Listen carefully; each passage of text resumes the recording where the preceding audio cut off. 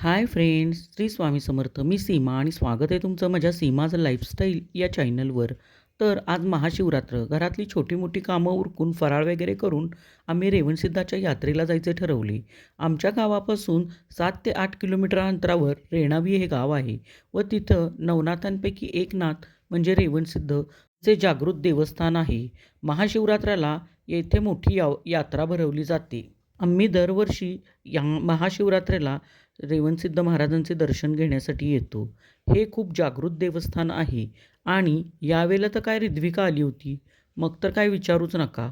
अगदी यात्रेत प्रवेश केल्यापासून तिचं हे घ्या, ते घ्या चालूच होतं. मग काय पिपाणी घेतली, फुगा घेतला आणि खाण्याकडे तर काही लक्षच नव्हतं. आईस्क्रीम घेतलं, ते वितळून गेलं, टाकून दिलं. असंच आमचं चाललं होतं आणि देवाचे दर्शन मात्र आम्ही लांबूनच घेतले. कारण खूप मोठी रांग लागली होती आणि रिद्विका काही इतका वेळ त्या रांगेत उभी राहिली नसती. आणि अशा प्रकारे देवदर्शन झाल्यानंतर खूप असे स्टॉल लागले होते. वस्तूंचे, खाण्याच्या पदार्थांचे, खेळण्यांचे आणि किरकोळ पण भरपूर स्टॉल होते. मग आम्ही काही खरेदी वगैरे जास्त केली नाही. पण रिद्विकाला काय घ्यायचं तर खेळणी घेणं चालूच होतं.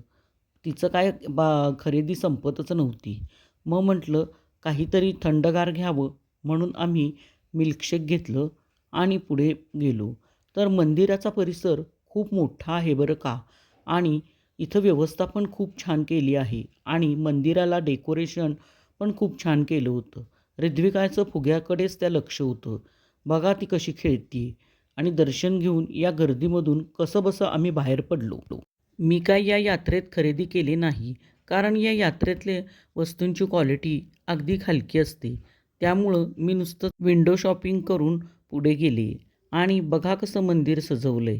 किती छान वाटतंय. सगळीकडनं मंडप वगैरे घातला होता व इथे प्रसादाला जागोजागी सगळेजणं राजगिऱ्याचे लाडू, केळं, खिचडी वगैरे प्रसाद म्हणून वाटत होते आणि अशा प्रकारे आमचं देवदर्शन पण खूप छान झालं.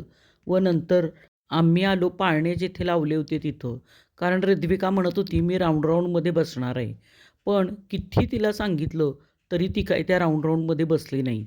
कार होत्या, छान छान खेळणी होती, बस म्हटलं त्यामध्ये, तर नाही बसली. का तर तिचंच सगळं लक्ष त्या फुग्याकडंच होतं आणि तिनं असंच काही असं दमवलं. आणि इथं अशा प्रकारची मुलांना छान छान खेळणी लावली होती. ती कशातही बसली नाही बघा. नुसतं त्या फुग्याबरोबरच खेळत होती. मग म्हटलं चला आता इथून निघावं. तर काय तिला दिसली कॉटन कँडी. मग लगेचच म्हणायला लागली, "मला आता कॉटन कँडी पाहिजेल."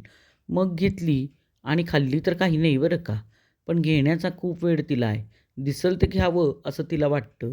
असू देत, लहान मुलं आहेत ती, ती घेणारच. मग अशा प्रकारे सगळे स्टॉल बघत-बघत आम्ही बाहेर पडलो आणि सूर्यास्ताची वेळ झाली होती आणि सूर्य मावळतानाचा देखावा बघा किती छान सुंदर दिसतोय. आणि विशेष म्हणजे इथं बघा ही गुलाबी फुलं दिसतात ना, याला काय म्हणतात तुम्हाला माहीत असेल तर सांगा.